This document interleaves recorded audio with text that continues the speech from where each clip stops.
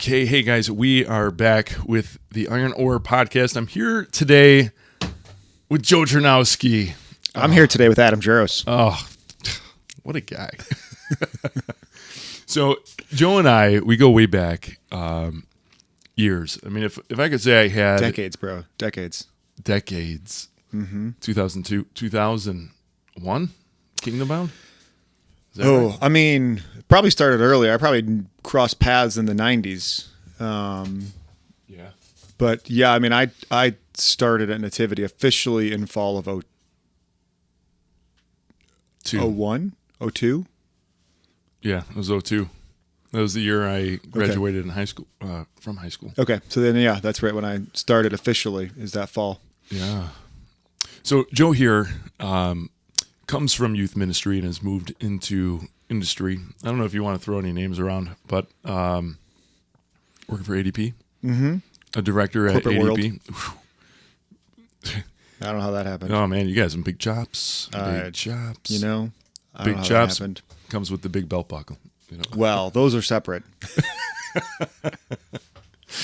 So we go way back. He's just a great friend, a good mentor, just an awesome husband and father. So I'm glad to have you on to be able to sit down. We can just banter a little bit. But Love it.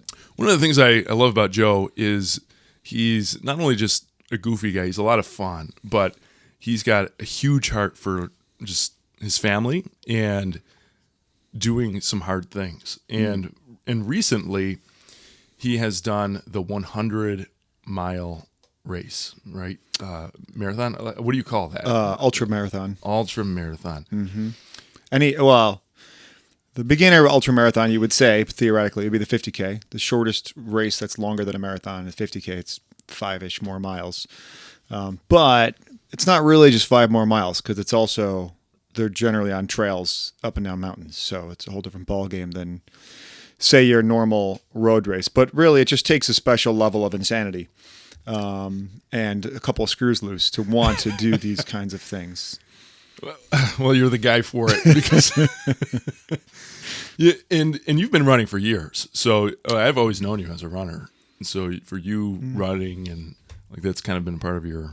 Absolutely. I mean, I ran high school, college. In most of my 20s and early 30s, I got fat and had a bunch of kids. And then started running again, I don't know, early to mid 30s somewhere. And then, did a couple marathons. My dad at one point said, bucket list to do a marathon with all of his kids. And my brother right away was like, nope, not interested. And my sister's not an athletic person. So it was like, well, I'll come and say hi as you run. I was like, well, I guess that's me.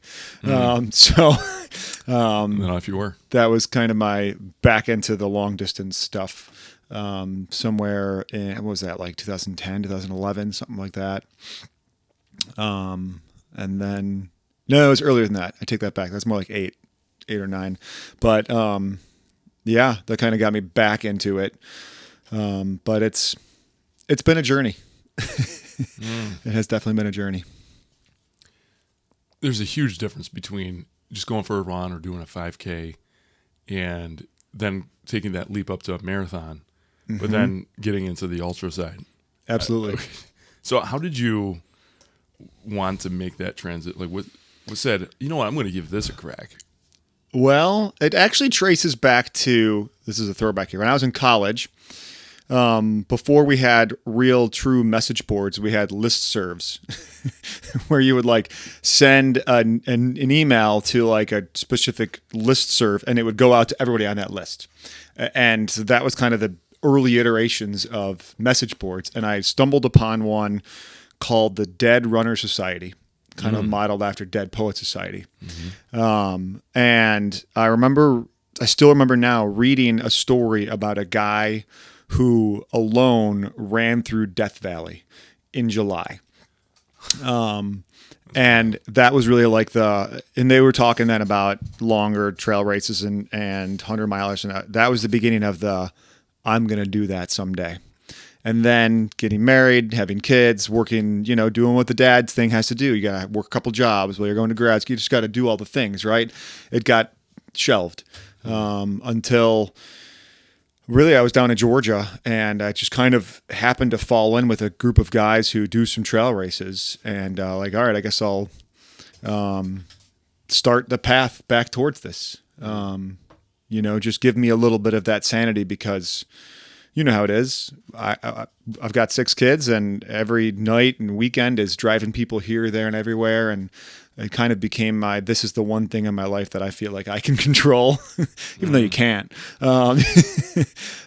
So that kind of got me back on the path. But a big part of it also was just the community of people that I was doing it with. I got one crazy aside. My first 50K that I signed up for, I thought I knew what I was doing. Like, I've run a bunch of marathons, I can do this 50K thing. I did a little bit of training on trails, and I went to a state park nearby called Cloudland Canyon State Park. And there's a local trail running director, a race director, who calls himself the Run Bum.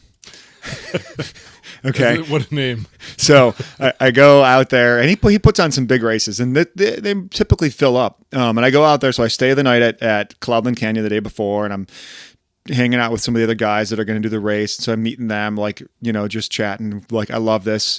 The next morning, I'm in the big hall where we're all kind of getting ready, because it's a little bit misty and not awesome outside. So we're inside. And there was a guy there who puts on a podcast about trail running. I was like, hey, if this is your first 50K, raise your hand. And I didn't say anything. And the person next to me goes, it's his. And I was like, oh, crap. So before I even ran my first 50K, I was interviewed for a trail running podcast. So here we go. I remember, right. and I remember my family was coming out for that. And so I did the 50K. It's a whole thing up and down in the canyon. As I'm looking at the canyon, I'm like, wait, I got to go down and back out of that. And we did. And Kelly was bringing the kids to the finish line. And I was all excited to get to the finish line and see my kids there. And it's raining pretty good at this point when I come up to the finish. And I come up to the finish, and my wife's not there, and my youngest kid isn't there. And my other kids are all just kind of standing there like this. Just totally blank faces. Like, nobody was even like, yay, like, they're all just this. And, like, they didn't care at all. It was the last place in the world they wanted to be. And I found out, like, Linus was just like, decided he had to go to the bathroom right then and just took off. And so my wife had to chase him down. Like, this is my first 50K. But that was the beginning of this, the whole slowly work my way up to that 100-miler. First one was in March of 2000. It was the weekend of March 5th and 6th, like 3 days before the world shut down. Was it. So, like, I got that box checked before we just all were on lockdown. Wow. Let's talk about that physicality for a second, because if you're doing the lighter runs, you're just kind of doing the neighborhood, and maybe you get a couple miles in a day, and you're just kind of maintaining at that level. I'm sure there's a comfort zone that you hit, and you just kind of roll. I'm sure a lot of people do that, because not everybody's at this level for sure. Most people are more sane. Yeah. Right. So then how do you train for such an event? Like, maybe we can start with going from just the classic runner to then going to marathon, then going to the low side of the ultra with the 50. So how? I mean, even all the way up to 100-miler, it's really just a mindset shift. You can't really prepare your body for 100 miles. You can't really prepare your body to be, my fastest was a little over 23 hours, and my slowest was like a little over 31 hours, right? So anywhere in between. You can't really prepare your body to be awake and in motion for that long straight. So it's really just a mental preparation, and I'd done the 50K and then moved to the 50-mile before that was the next one, was the 100-mile. And it was really just, you just need to teach your body to move when it's exhausted. So you do a lot of back-to-back long run days. It's just, it's training your body to be exhausted and still be able to function. So let's talk about that exhaustion, because there's tired, and then there's pushing yourself beyond limits. And maybe you can share a little bit about how that fatigue, like that level of fatigue, what that does to your mentality, right? What does that do to your emotions? What does that do, like, what makes you quit and what makes you stay in it? Well, there's two things. Some people, well, I guess there's three things. Some people straight up hallucinate. that has not happened to me at this point. I've definitely like seen like a big rock or a big log and thought it might be a live animal in the middle of the night, but like that's just because you're not, you're wearing a headlamp and you're just not like fully there. But I wouldn't consider that a hallucination. But I was running a 100-miler last October 20 of 2022, and I had a buddy pacing me. And I remember from like 50 yards in front of us, we just hear this just shrieking from this woman that was somewhere in front of me, just screaming and yelling. And then there's wild boar coming straight at you. Watch out. And my buddy and I are like, wait, what? Like this is, we're in the South. Like this can happen. It's a thing. We didn't hear anything. We didn't see anything. She's like, it was coming straight towards you. Like, sure. Uh-huh. So some people just completely, maybe there was. We never saw or heard anything. I'm going to go with that was a hallucination. So sometimes there's just that where you're just, losing your mind that way. Sometimes you're just like, I just want to take a nap. Like I'm just really tired. And I have never done this, but what some people will do is literally set an alarm and lay down in the dirt for 2 minutes and then sleep for like literally 2 minutes and then pop up and keep going. Mm-hmm. But for me, what's really always kept me going is just trying to have that plan, sticking to it, trusting it, and then remembering that, what am I doing there? Because if you start going down the rabbit hole of the doldrums of like, what am I doing here? Like I could be home. My wife and kids are at home. Why do I give up all this time to do this? I could be doing so much easier things. I could be hanging out with a buddy, having wings and beers at a bar right now. I could be, playing board games with my, like all these things start going through your head. And then it can be tough to pull yourself out of that to keep going. So you have to keep in mind like here's my plan. I'm sticking to it. And this is why I want to do this. You gotta stay focused on what's, every step. Why am I doing this? We talk about that why a lot. We have been through Exodus 90, huge advocate of that. And the central feature of that is, why are you doing this? Because it's hard. It's a challenge over 90 days that you're kicking your butt with. And especially if you're doing it a few times, it doesn't get easier. So you're always kind of battling with something. But that why is the thing that kind of anchors you through it. And it gives you some of that purpose of this is greater than what the pain is. This Absolutely. is greater than what the struggle is. No, I've never run that far, Yeah. If you challenge me, I will have to consider. We'll get you out on a crew at some point. Come and just be a part of it, and then once you see it, you're like, I want that. I want in. Well, so Joe sends over a video, the why, right? Why 100 miles? And I was watching that earlier today with the kids. I'm like, I kind of want to see what this is about, and it's attractive. I know I hate running. That's attractive. and I've run for things in the past. If I'm running for a reason, right? Okay, so a why. If there's a strong enough why, then I'm running. So back when I played football, you go and do the running. Okay, I did track for a half second. My why was not there. I was like, this sucks. I'm done with running. I'm out. There was a cute girl, wasn't there? No. It was an all-male team. You don't have that. I didn't have anything. So then I left that, and then throughout my time, like through my 20s, I did a lot of mountain biking. That was more my thing. I loved hitting trails on a mountain bike, and I could go all day with that. Yeah. Running, I would just mentally check out pretty quickly.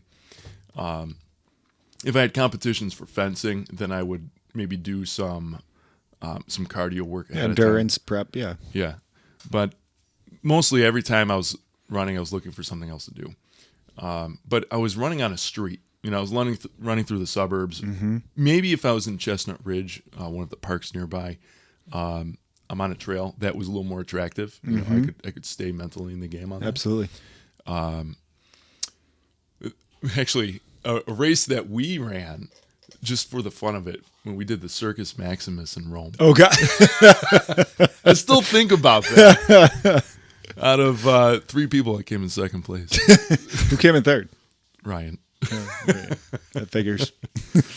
But but there's something about that because I love being in the outdoors, and we've been hitting the trails up in the mountains And being up in the mountains is just a different feel. Yeah, absolutely. You get that air, you get that mist, you get that fresh pine. Oh, man, I love that. Yep. And so if you're to say, hey, Adam, do you want to spend more time in that? Mm-hmm.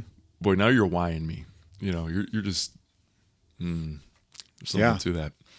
Imagine 30 straight hours. I did 24 hours in a Denny's once. That sounds terrible. It was awesome. I think it's one of those things that sounds awesome, but really, once you're there for like an hour, like I can go now. No, it was actually cool. So me and some buddies from high school, we Denny's was our place, and so we were always at Denny's. But one of the guys had mentioned, he's like, "Hey, what if we kept one cup of coffee going for 24 hours? Would they honor that as your refills?" Well, I bet they would. They did. But my concern is they did. How many different server shifts were there throughout that? So when you tip the server at the end, that Well, so every time we had meals, we cashed out, but we kept the cup of coffee going. Okay. But we had people visiting all throughout the day and night. Popping in. We had games. We had like a little section that was awesome. Stories were told, but regardless, anyway. Right? So, anyways, being out there in the woods, out in the wilderness, out on a trail, super attractive. The physicality, like I think I'm hungry for a good challenge. Oh yeah, a good physical challenge. That's the key right there. I've been at the gym. I've been doing goal work with that. Just the incremental weights, but I'm not out there to break any records. Right. So. Okay, well, what other challenges can I do? And, what are some ways that I can put some victories into my life that are more physically oriented? So, I mean, it's not going to take a whole lot of pushing to get me to that, but that's before I actually hit the trail. Sounds like you're in for the next one I do on the crew. Ooh. That's the entry level right there. How many miles? Well, if I'm doing 100 and you're on the crew, it could be anywhere from 0 to 20. It could be 10. It could be, it all depends on where the crew spots are, and you can pick up and drop off pacers. Oh, man. And this is going on the record here, so I should probably. And the later in the race it is, the slower I'm going. So, let's go back to that why for a second. So, what is your why on trying to get through, or even just to do these types of things? Yeah, I mean, like I said, I was just intrigued back when I read about that in college with the Dead Runner Society stuff. And I think Billy goes into it like, we can pretend that our life is hard. We can pretend that we're stressed and that we're busy. But when it comes down to it, like, our life is physically easy. Like, we know where our next glass of water is coming from. We know we can just go to the store for our next meal. Like, we are not literally in a physical fight for survival here. Now, there definitely are parts of the world that is the case, but in our world where we are, that's not our reality. So it's just that whole like, we're bored. Like, even though I'm never really like bored because I'm always here, there, and everywhere with my kids, and there's always things going on and games and all the different activities that we do. Like, it's great. It's all really good stuff, but just needed that. I can do hard things. I can do more things. I can challenge myself. And that was the beginning one, is that I just want to show that I can do this to myself. It wasn't to prove to anybody else. It was, can I do this? Can I endure this? Can I craft a plan, put a team together and get this done? And was able to do that. So it was, I had the first one, I just had a ball. I mean, it was hard. But I wouldn't have done it. And that's another thing is, I have done them alone without crews and pacers, and I have done them with crew and pacers. Are they doable alone? You're not really alone because there's still aid stations throughout, but, having the crew and pacers just gives you something to look forward to. You're having somebody talk to keep you sane in the wee hours of the night. We call them pacers. They're really more just safety, a company to go along with you. So that's a big part of it, is once you get into that community, is you're a part of that community. But the beginning, it's really just, I want to challenge myself. And that was, so this past September, I signed up long ago for a race called the Bear. out in Utah, and it is at most of the races at elevation. Like I think it starts at 4,500 feet, and within the first like handful of miles, it goes up a few thousand feet. And I think it gets as high as like 95. It doesn't get like ridiculously high, but it's different air up there for sure. And on the ups and downs, so I had that in September, and I was pretty terrified. My spring last year was just nuts, with having the kids in college and then you kid in high school, a kid in club volleyball, all the different sports activities. My summer was just shot. I just felt like every weekend I had too many other things to do, and I couldn't get even half the training in that I wanted to get in. So I was nervous going in, but I thought I'll just trudge through. And I ended up dropping out at about 100K in about 62 miles. And when you drop out, you have to fill out a sheet and hand it to the aid station worker. Like what? And like, one of the reasons is, what's the reason you're dropping out? And I'm like, well, I could give you a list of reasons. I always say to people, like, if I come to an aid station and I come up and I say all of these things are wrong and that's why I have to drop out, that means shut up, keep going. If you come and there's one reason, well, then that might be an actual good reason. So let's explore that more. Because then you can always come up with a list of excuses, right? But like, hey, my bone's sticking out. Okay, well then you can't can't run anymore. Right. And I had a litany of issues. I definitely was a bit lightheaded. I'm at elevation. I knew I wasn't in great shape. Part of me knew I could trudge through. I got plenty of time. I just didn't really want to. So I almost wanted to write down on the thing, like, I just lost my why. Like I just didn't have the real drive to finish it. The struggle that came up later is, if I never run a 100-miler again, I'm planning on running more, but if I never run another one again, I'm okay. Now, a month ago, I wouldn't have said that, because I felt like I let that race beat me, and I wasn't okay with that. Like I wasn't injured. Like I quit in that race.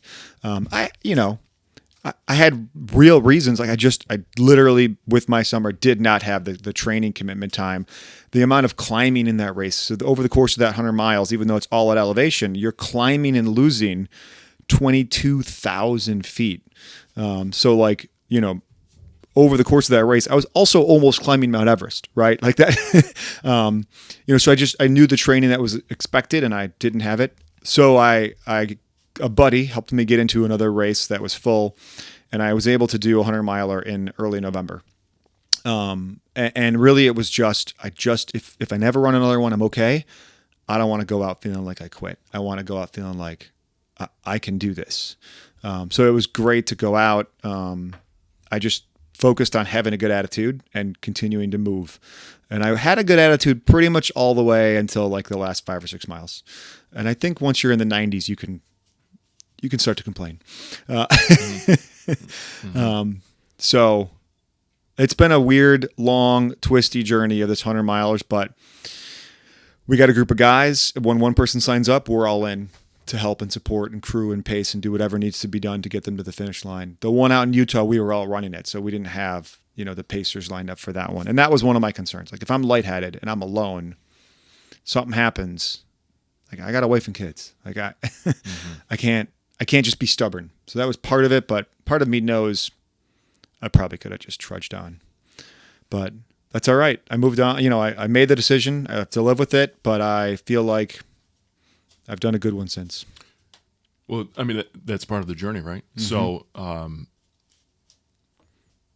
it's not like what you're doing with these races is just easy, and you just got beat by easy and you just kind of had it in your head and you just got in your head. Yeah, without the risk of failure, what's it matter? It certainly doesn't have the same value. Right. For sure. So I think you're justified from an everyday man's perspective of saying, it's tough, hey, you gave it your best, you gave it a shot, you did what you could, maybe it's just not for you. But the redemption side of that, to be able to come back and say, you know what, I hate that, and I'm going to go and beat that. Yeah. And it doesn't mean it's something that you need to hang your head about, because, we all fail at something at some point. Absolutely. But failure My wife gave you a long list.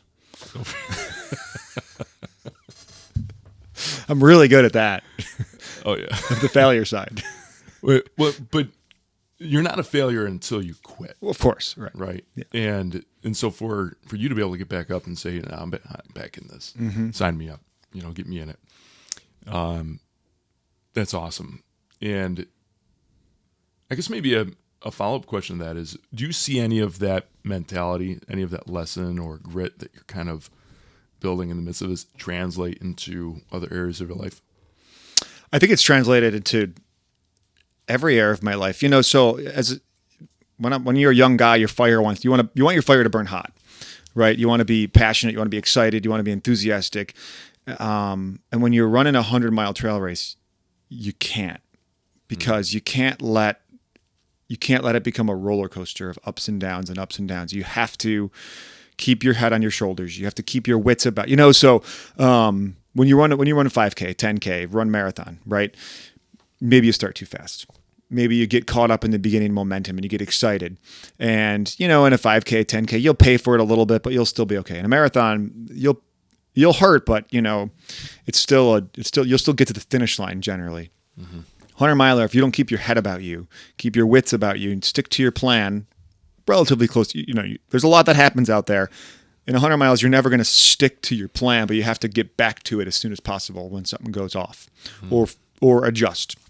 But you have to be able to adapt, and that goes with my job. My job can be very high stress, can have, with working directly with clients that can be worth millions of dollars. There can be a lot of roller coasters, but I lead a team of people that are, one of the goals I give them is keep your head above the fray. Don't get on the roller coaster. Keep it as even keel as possible. We want to respond. We don't want to react. And so, I try to do that at work. I try to do that in my life with my family. Like, it's easy for that passion, that anger to flare up when something goes wrong, or to really get frustrated when something gets canceled or something goes sideways. But it has really taught me the value of just consistency. Keep the big picture in mind, keep your head above the fray, and just keep on the goal and moving forward. Well, I mean, that's really valuable for, I think, any leaders that are tuning in here, right? How do you lead your team in the midst of that? And I think that physicality, man, that just has so many overlays into other places of life. That's why I love going out into the mountains for this men's retreat that we do, because it is tough. It's tough getting out there. I mean, it's no 100-miler, but you get up there and everybody's at a different level, of capability and intensity and different. And not everybody has to. Everybody has their own challenge. Everybody has their own. Right. What do I have to overcome? For me, it was 100. That just. I get what you're saying when you're saying it's no 100-mile. Like, well, 100 miles is its own thing. Backpacking up a mountain is its own thing. Like, they're all their own thing. And I wouldn't say one's harder than another. They're just, they demand different parts of us, different levels of different types of preparation, I should say. Yeah, I'm glad you said that, because it is easy to draw comparisons, right? And I'm sure you probably do the same thing in the racing world, right? Is that easy to kind of say, like, oh man, these guys are crushing it, I'm running behind? If people are passing you, does that get in your head? Is that like a mental game you have to play, or what? Yes and no. I'm not usually. I do have buddies, but I'm not usually the one that is worried about pace or like where I am in the race with how many people are passing me. That's not necessarily a concern, because I know the demons I'm fighting. I know the goals that I have. I know the strategy and the plan that I want. So I'm not always super concerned with who's passing me. Now, there's certain points in a race that if I see people going by me, that it tells me not so much, oh, they're going to beat me, but it tells me something's wrong with me. Like when I was getting passed coming up on mile 58, 60, 62 and at the Bear by some people, and I knew, like, this is all I have to give. That let me, like, I think my body might just be telling me this isn't your day. And so I had to make that call. I tried to sit by the fire for a while and see if I could talk myself back into it, but the heart just wasn't there. But yeah, I there have been days that I'm worried, but I mean, even UCI. So I did, there's a race called the Georgia Death Race, also put on by the Run Bum. and it's about 73, 74 miles. And it's, some people say it's harder than a lot of 100-milers that they've done. So even though, you hear the mileage is different, the races, every race. So every event, every race, it has a different approach, different goal. What's the plan? Just like when you're planning you're going to go backpacking up a mountain, you comparing one to the other, it's a different day. The weather can have a big impact. There's a lot of variables that are uncontrollable. And that's part of the whole, how do I respond? Wow. How do I adjust? So how do you adjust? So you're on the fly, you've got a game plan, and stuff goes sideways. What does it mean to adjust? So my worst day ever out there for a 100-miler that I've finished. There's that one that I didn't finish in September. It's the only one I never finished. My previous worst was last October. And it's a race called No Business. It's in Kentucky, Tennessee. It's a big circle. So you don't, there is like a second circle, but it's generally just one big circle. And I was having an okay day. I started cramping a little early. I was a little nervous. Like, why am I cramping now? And then before I even got to mile 40, like I puked. I mean, and when you throw up when you're running, it all comes out. I mean, it was bad. I won't go into much more detail, but I could go on about this for a while. And, I have definitely thrown up in races before, and typically not long after I'm able to eat again. One of the big challenges, you're going 100 miles, right? You need calories. You have to be able to eat for your body to be able to function, to keep going. So it's a little while later, I'm trying to force more food down, and my body rejects it and I throw up again. At this point, like, I don't know what's going to happen here. Like, I don't know if I can do this, because if I can't keep any calories down, I don't know how my body will survive. So I got to an aid station where, the rest of my crew was. They all were at that main aid station. And I sit down and I'm like, I'm done. And they're like, shut up. I'm like, no, like, I'm done. I can't do it. I can't keep any calories down. It's just not healthy for me to try to keep going. And they're just shut up and sit there for a while. And they kind of just gave me the like, hey, you got plenty of time. You'll be okay. You got plenty of time. And we figured out I could eat applesauce, just plain regular. Now, there's not a lot of calories in plain applesauce, but there's more than zero. So the two things I kept down the rest of that day was plain applesauce and chicken broth. So that's it. When something goes wrong, what's going to work? How can I make it keep going? And we figured out applesauce and chicken broth, and I didn't go fast, but it allowed me to keep moving. So how do they have these types of items out there? Is this just a station where they keep a stockpile of different foods, or? So when you do ultra marathons, the aid stations know people need real food. So they're cooking quesadillas. They're doing bacon, egg, and cheese burritos. They're typically, one of the normal things is, cheese quesadillas is a normal, and peanut butter and jelly is a normal, and chicken broth and coffee later on in the night. Because if it's cold, people want to get warm. So this isn't just, hey, grab a bar, grab a goo. Something. So aid stations it depends on the race, somewhere between usually every 7 to 15 miles, somewhere in there. And it could be different. Like maybe you have 7, 15 miles, just however the course allows people to access and build an aid station there, right? Because remember, these courses are on trails through the mountains. So sometimes it's just they have to drive miles up a Forest Service road and get an aid station right there to make it work. But no, they know for 100 miles, 50 miles even, really too, you need some substantial actual calories. So they bring out, the propane stoves and heaters, and they'll generally have a fire pit to keep people warm. And they know everybody that works these aid stations is typically people that have done 100 milers or spouses of people so they know we got to feed these people. We got to give them a place. Sometimes you get there, and like my goal for most of the race is I want to get there. I want to refill my water bottles. I want to grab some food, and I want to just keep moving. And while I'm eating the food, I'm not moving fast. I might just be hiking, but I'm just going to keep moving. But if it's rough, or I had to just patch and I might have to sit down for 1, 2, 3 minutes. Sometimes there's an aid station worker who will be like, you got 2 minutes, then you got to get up and go. Those are the best. You want that. You let me sit, let me regather, but then get out of here. Keep moving. Typically it can take a bit sometimes to revive. It gets ugly out there. You get in the late stages of an ultra marathon of a 100-miler. It's ugly. There's carnage out there. It's bad. So what does that mean? Is that injuries? Or are you talking about just the throw up? Is it the mental You got game? injuries, you got throw up, you got dehydration, you got rhabdo, you got people that are like peeing blood. I mean, it's because if you don't get the salt or the fluids down, you're dehydrated. Like they will ask, when's the last time you peed and what color was it? Because they need to know you have fluids going through you. Because if you're like, I haven't peed in 3 hours, like you're not leaving until you drink enough to pee. Or if you walk up and you're like, I peed brown, like you're done. We're pulling you. Because it's not worth it. It's not worth anybody dying or ending up in the hospital to do that. So no, all those things have happened. Definitely. I have never been pulled, but I've been asked plenty of times because like I said, there's a giant risk of failure in doing this, but that's part of the draw.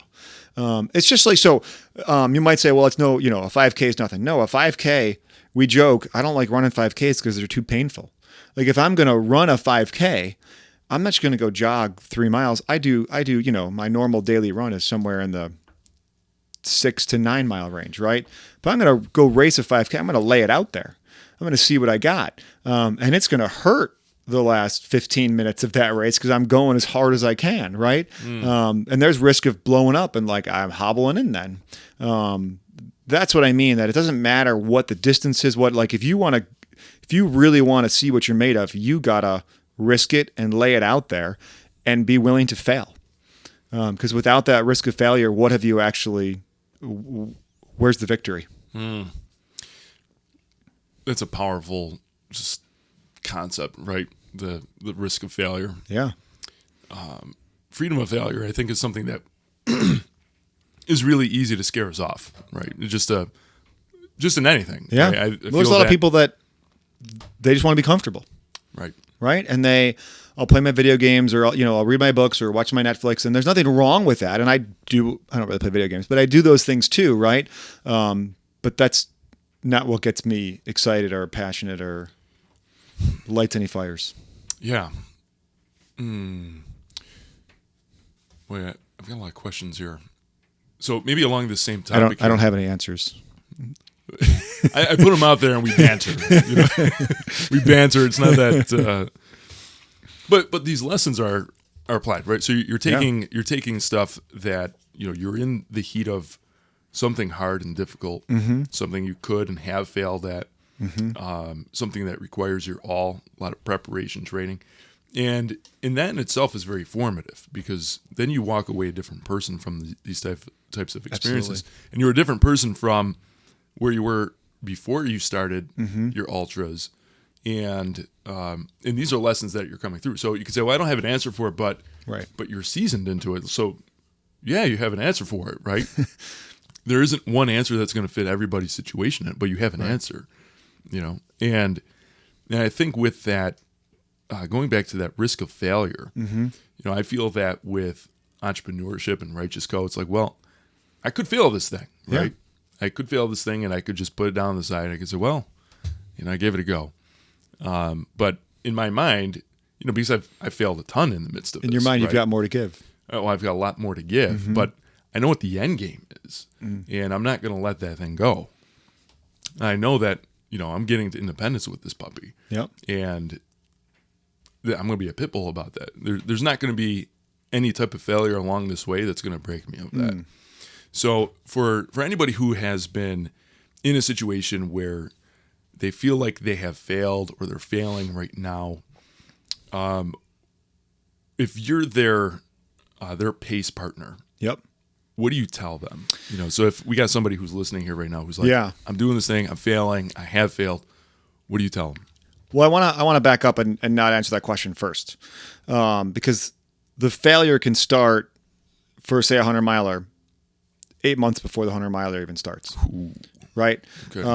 There's the old saying, failure to prepare is preparing to fail.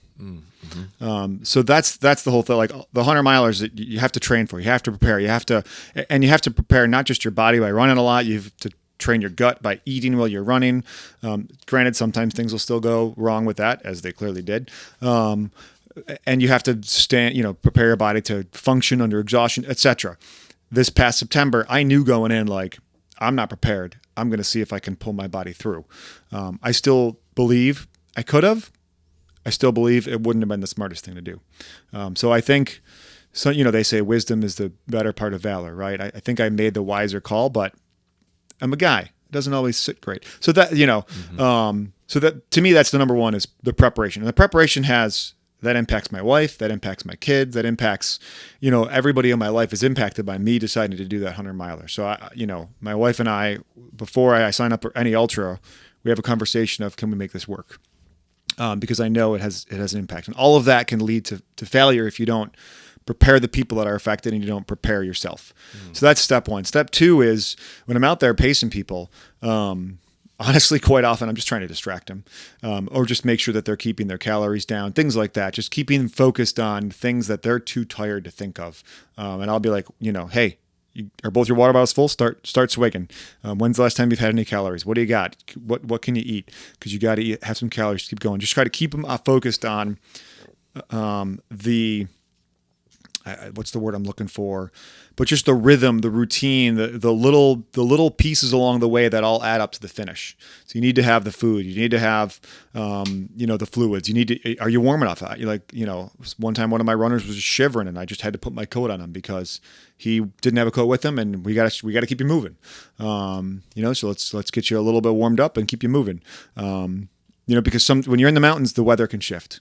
And you've got to be ready. And if you're worried about, I want to be light, I want to carry less, well, then suddenly you don't have the supplies you might need. In that case, it wasn't him. Somebody on the crew decided to lighten his load, didn't tell him that they took his coat away. That wasn't awesome. But we made it work. We got it through. But so that's part of it. And sometimes it's just talking, distracting, telling them what book I've read lately, what show I've watched, what ridiculous thing my kids have done lately, whatever.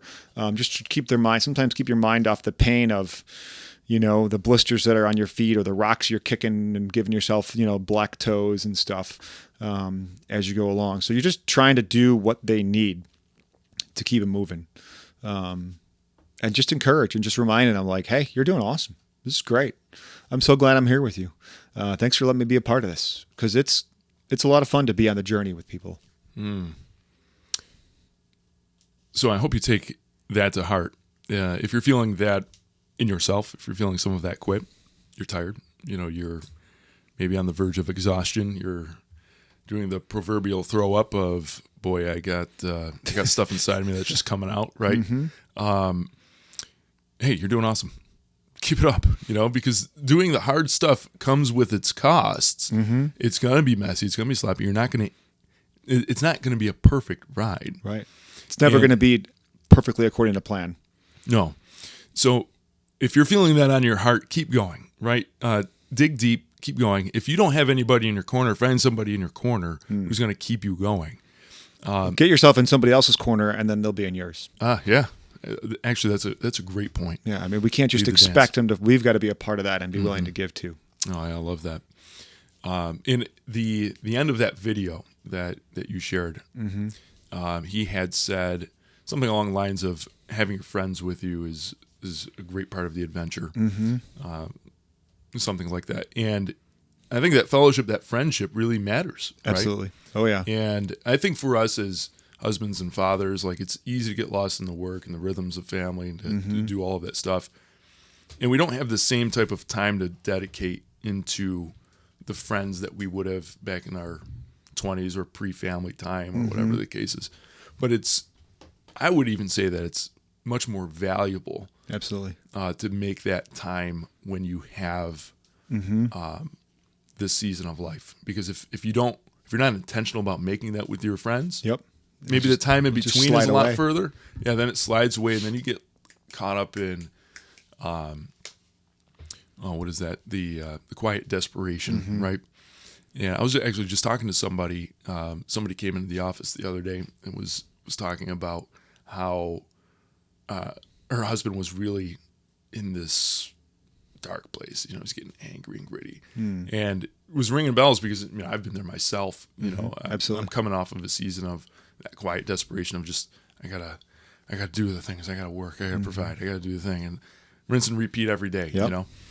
And immediately I knew that. And the question I asked was like, does he have good fellowship? Does he have good friends in his corner? Yeah. It doesn't have to be something big. That just, we went out Monday night and had a bunch of wings. Like that's I looked forward to that all last week. Like it's going to be awesome just to hang out for a couple hours and laugh and eat too many chicken wings. And just stuff like that matters a lot. Yeah, it does, because then when you get into the hard stuff, because it doesn't always have to be the hard, deep stuff. Like not every conversation has to be the, tell me your Absolutely dream, not. But when you get to that point, to the point where I need a pace man. Mm-hmm. I'm going to call up Joe. I need some, and reciprocate it, right? Absolutely. So when you have those guys in your corner, Yep. you have your pace guys. Right? Absolutely. I'm using your language here of being on the trail. Oh, I mean, normally we sign up for 100 miler. It's 6-8 months a year or so ahead of time. So we can all, sometimes we go together, sometimes, but for example, we come back from the Bear.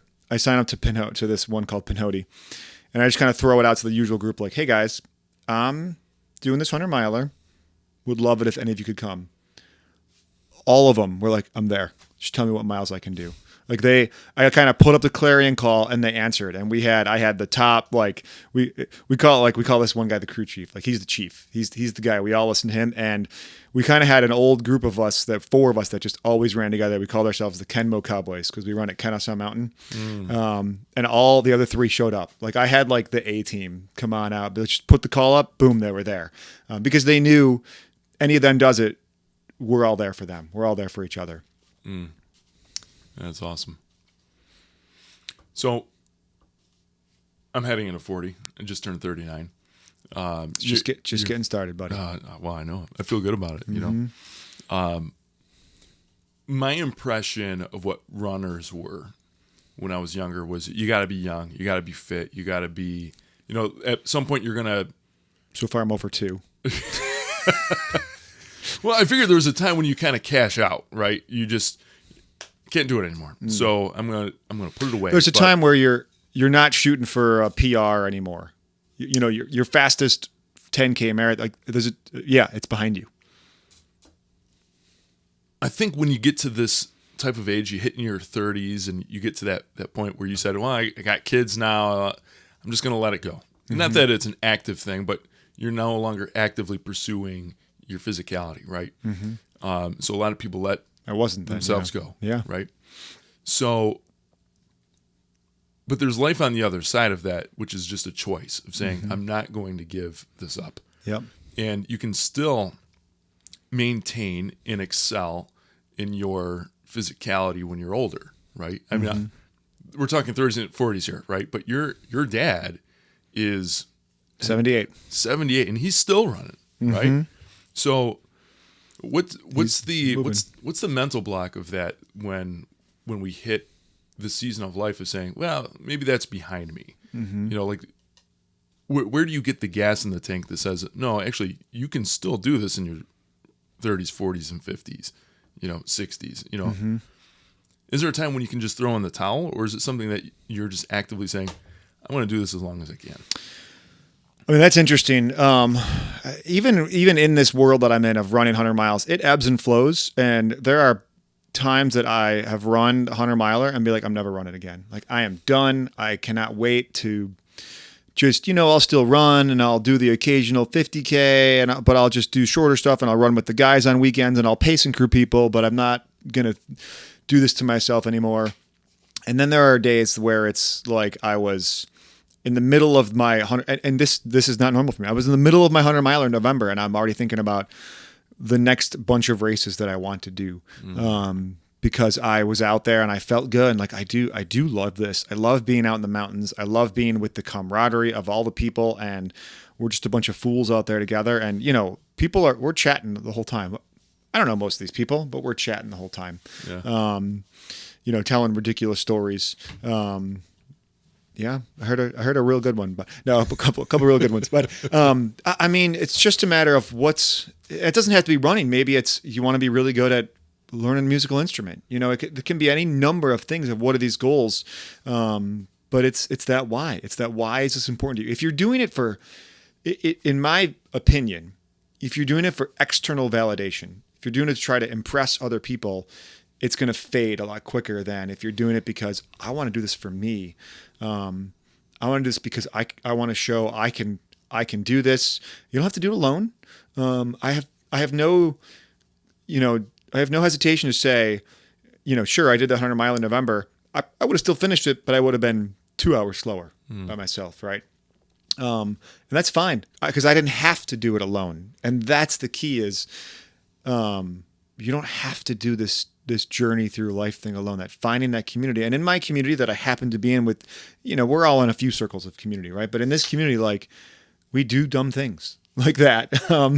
We do, there's a joke where we always say like, that sounds like a terrible idea. What time? Like we're always going to, if one of us throws out a dumb idea, we're always going to be there because we want to support each other's ridiculousness on that. And we know we're going to have stories and laugh. Like we just love doing it for the stories too, because then we love sharing the stories. So yeah, that's the big thing is if you're doing it for that external, I think it's going to fade a lot faster than just, this is my dream. And I think that's the key. Like I got caught up in the whole 20s and 30s. I was really focused on the job and the family, multiple jobs, family, doing everything we had to do, right? I didn't have that goal outside of that. And I look back and I think, I really let myself get away. I feel like I wasted a lot of time, but sometimes I'm like, no, I did what I had to do. And that my goal at that point was to provide for my family on ministry, which took me doing multiple ministry type job, to make it all work. So I was stretched as it was. But what's the dream? What's the goal? And it can change. It doesn't have to be the same dream or goal. My dad had the dream to do the marathon, was it last weekend, week and a half ago? He had the dream to do it. And so he trudged it out. He managed to get it done. He didn't do it alone. We had a lot of help along the way, but he's the one that took every step of that 26.2 to get it done. So that's the thing is, what's your dream? What excites you? What gives you passion? And maybe you don't have a quick answer for that right now. Maybe it takes some exploring. But like I said, it doesn't have to be, it can be a musical instrument. It can be, I want to learn how to work on cars. There can be a billion different things. There's not one, just because I found this is my passion doesn't mean it's the perfect one or the right one for you. But what is that passion that excites you, that makes you, we've flown all over the country to support each other on these adventures because we know how much it matters to each other and how much we'll never forget and how much we love doing it and being a part of the story of somebody else's story. Do you feel like there's any tension between being in pursuit of your dream with this and then the time that is required with family? It's an ebb and flow. So there's people like to talk about balance, right? You can't let it get out of balance. You can't let it get out of whack. And there's kind of there's an author that I've been reading. I can't remember his name off the top of my head, but it's really about balance is a myth. And if you have everything perfectly balanced, you'll never really accomplish anything. Is this Matthew Kelly? No, it's not a Catholic guy, but it's really about at this moment, this is your priority and other things get dropped a little bit. And then at the next moment, something else is the priority. So it's all about ebbs and flows. So when I say that talk to Kelly about, I'm going to sign up for this race in 8 months, it's not just, can we make it work for that weekend for me to go and give up that weekend and be in the mountains? It's all the time leading up to it and looking at, okay, well, we've got a volleyball tournament for one of my daughters that weekend, but how can I make it work in there? And it's all about putting all of the pieces together for it. So yeah, there's times that the running definitely takes away from my availability for the family because I'm either out running or I'm exhausted from being out running because you have to do some serious mileage to make it work. But then there's times that I like last spring was kind of you know what? I just have too many family things and the family's going to be priority. And yeah, I'm going to run when I can and fit in what I can, where I can. But right now that's fallen down the priority list right now. And so it's all about trying to make it work. It was a struggle. And that's part of why I didn't get the bear to work for me because the family priority just stayed too high. There's too many things and I didn't want to miss some of those opportunities. And sometimes that happens, but I was able to come back and kind of piece it together for 5 or 6 weeks later for Pinhoti. So yeah, there's definitely give and take. The job I try to keep consistent. I'm pretty solid on I work 8 to 5, Monday through Friday. And, yes, I'm very lucky that I still get to work. I think I'm lucky. I get to work remote still. I can go in the office. I go in occasionally, but typically I'm remote. I go travel with clients, but typically I'm pretty good about the walls are up 8 to 5. I'm working. And so dad's generally not available in that time because dad's generally working. But then once it's outside of those parameters, I'm not working.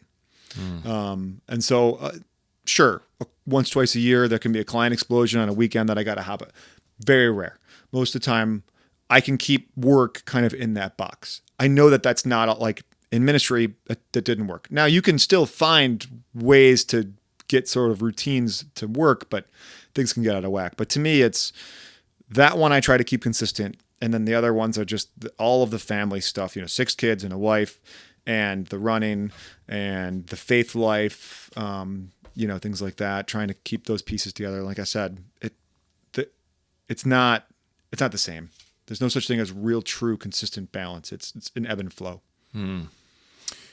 I read a book by Matthew Kelly back in my 20s. It was when I first started getting into like self-development type of stuff. I was just like, how do I sharpen the saw a little bit, Mm-hmm. And his whole thing was on balance. The book was called Off Balanced.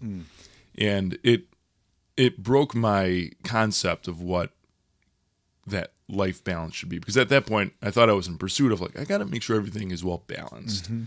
But it felt more relatable when he was presenting that there will be no balance. Right. Don't pursue it because you're going to spend more time spinning your wheels to find balance and perfection as opposed to just be ready to do your seasick dance, right? You're just kind of going from one side to another, just pivoting. And that actually really helped as I was starting to get into ministry because I thought, well, I just have to balance this stuff well. And this was even before I was married, but it really helped me to, I think, endure longer because I didn't have. I think I was more pliable, right? Because now I could fit into places that I knew I should be to be successful at this. Yep. As opposed to being rigid and all of a sudden now it's broken. But you have to maintain healthiness, right? So you can't be too far out of whack. Ideally, yeah. Otherwise you're screwing things up, And you don't want to create the wrong routines and habits. Right. Sure, you might say, well, I can't work out this day. Okay. Don't let that happen 12 days in a row, though, because then you have a massive routine of not working out anymore, and then you're starting to make unhealthy choices. It's... Man, I love this. This is a great coffee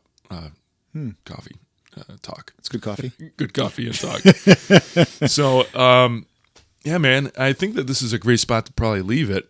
But, man, I really appreciate you coming on. And wait, I thought you were going to sing. Oh, Canada. Wow, that was a twist I didn't see coming.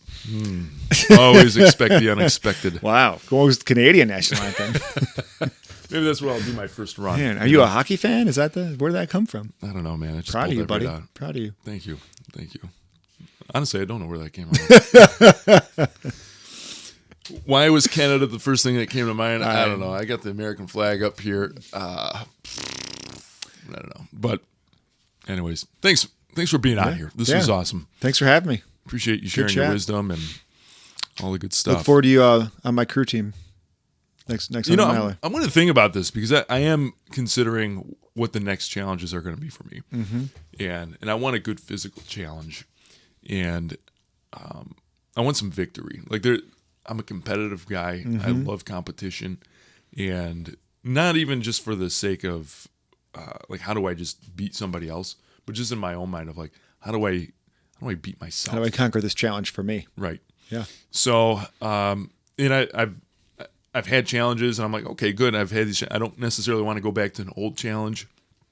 I'm kind of feeling something new. So we'll see what comes of store of that.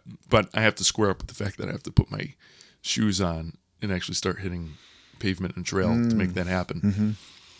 And I would much rather run on trail than I would on a road, because if I'm on a road, especially on a treadmill, boy, I'm I'm cashed out in 2 minutes or less. Just my mind is just I want to do something else. Well, yeah, it's just roads. You're watching for cars, traffic lights. Yeah, it's different. Well, I got you on actually. How do you start? How do you start doing your trail running? You just put on your shoes and go? Is that it? I thought I knew what I was doing on my first couple trail runs. Did not know what I was doing at all in my first couple trail runs. So for me, it was, I was doing road runs, and then I just kind of switched to trails, and I thought, I can do this. I'll be faster than those jokers. And just because, so I had to get humbled, definitely. I had no delusions of like, I'm going to win or anything, but it was a lot tougher than I anticipated, because they don't, like you run on a road, they grade the roads. They don't grade mountains. So it's a whole different challenge. I mean, I don't know. Like I said, I found the right group of people, and I just was going with them and just having a lot of fun and laughs along the way. A bunch of guys run together, make fun of each other, pretty much as guys do, and just sharing about what's going on. And we talk about women bond face to face, guys bond shoulder to shoulder. Well, we might be more single file because we're on single track trails, but it's the same concept of we're doing something together. And that allows us as guys to sometimes open up more and share more. Yeah, interesting. I don't know how I got there, but seasoning, just the salt and pepper seasoning, just season you up on the trail, and next thing you know, wisdom in a seat. Yeah. I mean, I enjoy it. It's definitely my thing. Might not be everybody's thing, but it's been a good community for me. I'd be willing to kick the tires on this. Anyways, guys, thanks for tuning in today. And this was a great conversation. So if you enjoyed this as well, hey, share this with somebody you know and pass it along. So this YouTube channel is still in its infancy. We're going to be growing this bad boy as we go. So your likes and subscribe go a long way. Keep on it. We actually have some cool things coming up this year. So I just actually put into stone the dates for the next men's retreat. So I'm super pumped for that. That's at the end of August. And new this year. Is that like a tablet? Like you put that in stone? Is that like I went up to the mountain. Like a commandment tablet? Is that? The Lord just struck this tablet. Love it. With the dates of the next. I'm looking forward to when you sign off. Like, what's your sign off line? Like, what's your official? Yeah, I got to work on that. We can count on that every time. Boy, I should probably put that in stone. Dream, do, and be righteous, folks. There we go. We go. That's actually the tagline I've been using. So maybe I'll sign off with that. That's actually a good idea. Yeah. Should we alternate like dream? You say do. Oh, dream. Do. Be righteous. Guys, stay tuned. Last thing, I'm actually really excited about this. We have our first father-sons retreat coming up in April. So we want to get fathers and their sons together in one place. So this way we can do some bonding, build some skills, and have a great time. So we're going to be doing that down in Allegheny in April. I should probably have these things memorized, but it is fresh off the presses. It's not pressed into the brain yet. It's in April 2024. Yes, it's April 2024. Just block April. Yep. And what's the age limit for the sons? I don't know yet. I think, what can it be like? Grandpa, grandson? Like this is wide open. Yes. So I actually want to have the grandfathers in. The center point of this retreat is going to be the father. Okay. And the grandfathers are invited to be into it, but some people don't have their dads around. The grandfathers aren't around, that type of thing. Maybe they just can't get out there. Yep. But I would love to have the grandfathers in. And then for the sons, I think for this first one, I'm going to keep this one open and we're going to iterate. I'm going to see who's going to come in. I like it. But I would love to have... So we're going to have Ryan and Wyatt out there, right? Oh, Wyatt's definitely coming. Wyatt's in. He's already... Love it. He's got his hiking boots? He's going to be my captain. Yeah, I'm gonna have him up there. It's going to be awesome. I do have... I meant Ryan and Ulysses. Oh, Ulysses. Yeah. Does he have his hiking boots too? Well, we're going to have to get him some. Got to get him in ship shape. But I actually want that, right? I want young fathers and their little guys. Absolutely. Start them now. And then I want to have, the the seasoned father, like maybe in his 30s, he's got some young boys coming along for the ride. I want them in the mix. I think that we can thread that needle where it isn't just a youth ministry thing. Like, oh, we got to have our 10-year-old to 12-year-old group. I want it to be, hey, we have this concept in family of father and son. And I want even the young guys to see like the older guys and having this relational experience where they can look forward to that as they grow. Yeah. Right. They can say, oh, I want to be like Johnny. Right. Because Johnny and his dad, not that it's a comparative thing, but I think we can lead by example. Oh, yeah. And dads, we can all learn from each other. Yeah. And especially having the grandfatherly wisdom into that, man, I would love that. So I'm going to see how I can woo these pieces together. But the center point of this is going to be having the father, right? And bring the boys in. So that's this is going to be our first iteration of this, and we're going to kind of take whatever notes and lessons we learn from it and move that ahead. But I think we're going to dogpile onto this and just have an awesome time. Love it. So that's coming up in April. A lot of great stuff that's coming out with Righteous Co. And we're excited. But stay tuned for all of that. Guys, thanks for staying along here. Dream, do, and be righteous out there. And Amen. Amen. Maybe hit that trailhead. Maybe I'll see you on the trail. Maybe Joe will too. If you're in... Running for the mountaintops and the Waffle House. Well, we don't have Waffle House around here.